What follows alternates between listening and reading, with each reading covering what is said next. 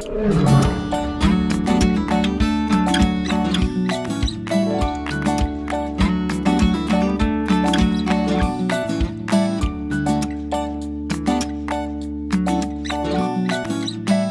poole pöördus ühe kaubanduskeskuse müüja. Ta oli tükk aega vaevelnud selle käes, et talle tundus, et talle makstakse vähem palka tema rahvuse tõttu kui tema kolleegidele. Kui me läbi vaatasime andmed, ilma et tööandja oleks teada saanud, kes see pöörduja oli, siis me nägime, et see inimene tegelikult töötas 0,75 kohaga. Ja tema palk ühele tunnile taandatuna oli isegi kõrgem kui teistel kolleegidel.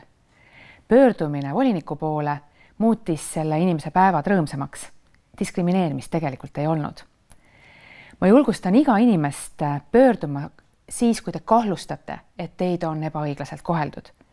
Mingit mõtet ei ole kannatada, õhtuti muretseda või tööl käia muserdatud meeleolus, sest tõesti ebaõiglane kohtlemine mõjub väga rängalt.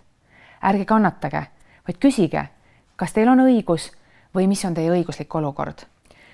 Võrdse kohtlemise seadus kaitseb iga inimest, kes voliniku poole pöördub, selle eest, et teda oma õiguste kaitsmise pärast halvemini ei koheldaks.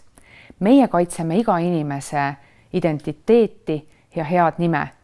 Kui sa näed, et sinu sõpra või lähedast diskrimineeritakse, teda koheldakse ebavõrdselt, ebaõiglaselt, siis ütle talle, et ta teeks pöördumise, et ta seisaks oma õiguste eest.